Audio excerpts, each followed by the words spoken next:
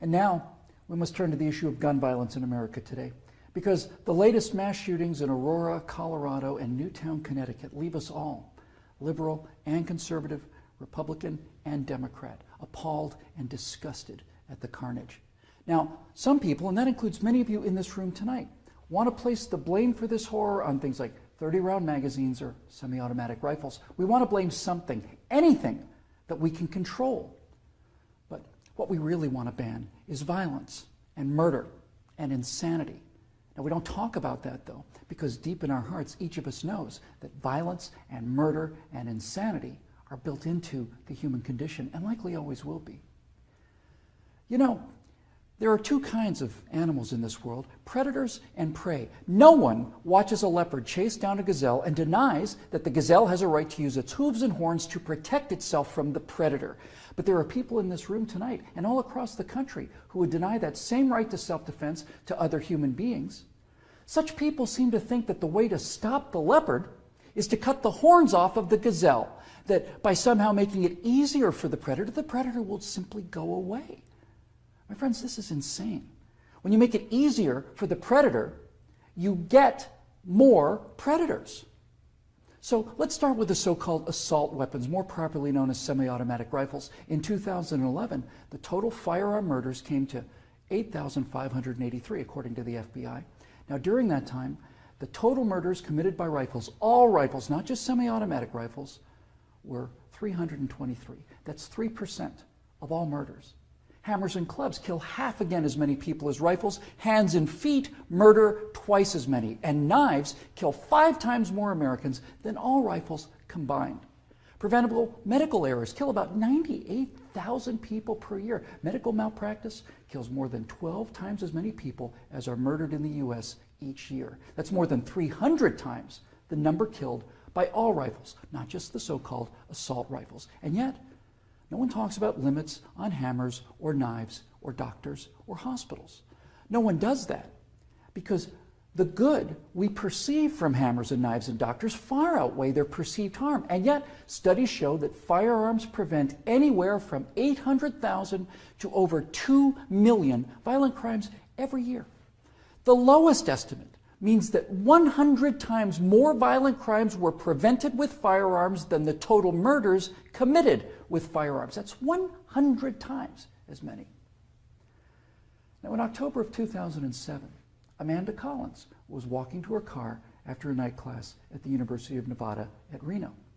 Amanda had a concealed carry permit for her 9mm Glock that she carried for self-defense. Unfortunately for Amanda, UNR is, like most college campuses, a gun-free zone. So, like the law-abiding citizen that she is, she did not have her gun with her in this gun-free zone when she was attacked by James Bila. Bila raped her on the UNR campus less than 300 yards from the campus police office. He then walked away, and a few months later, this human predator went on to murder 19-year-old Breonna Dennison. Amanda Collins went on to say, quote, "I know, having been the first victim, that Breonna Dennison would still be alive had I been able to defend myself that night," unquote. Therefore, I am directing the virtual Attorney General to aggressively challenge any gun control laws that violate Amanda Collins' right not to be raped and Breonna Dennison's right not to be murdered.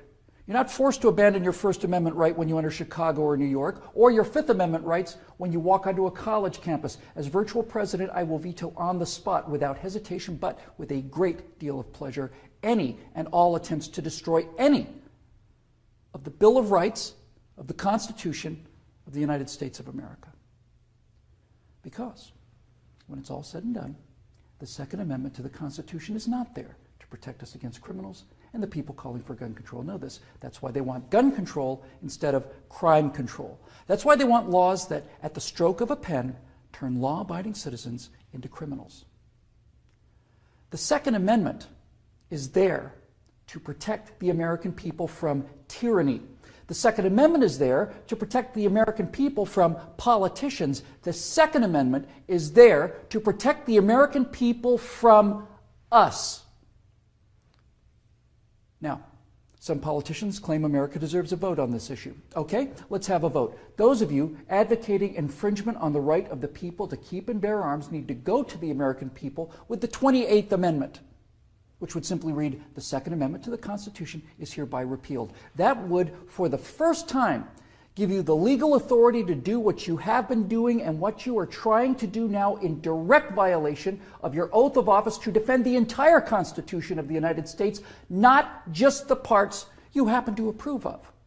So go ahead, go to the American people and tell them that ultimate power is no longer to be vested in the people who can't be trusted with that power according to you. Tell them only the government can have that power now. You go out there and try to convince the people of the 38 states that you're going to need to get that amendment passed to agree with your opinion of them versus their opinion of you. I dare you. 12 million unarmed men, women, and children were unable to resist being murdered by their own National Socialist government in Germany. Perhaps 50 million unarmed men, women, and children were murdered by their own Union of Soviet Socialist Republics. 50 million Chinese murdered by their own government under Mao, who also disarmed his people. And in Cuba, and in Vietnam, and in the killing fields of Cambodia. Now you say that can't happen here? You say we're protected? By what? By the Constitution that you're in the process of destroying? You are in violation of your oaths of office by so much as introducing this legislation, let alone passing it. My fellow Americans, the previous inhabitants of this chamber watched as 100 million people were murdered after being disarmed by their own governments. Every single one of those men, women, and children were as real and precious and irreplaceable as the children at Newtown. And I tell you here and now that I will be damned if I will let that happen to the American people.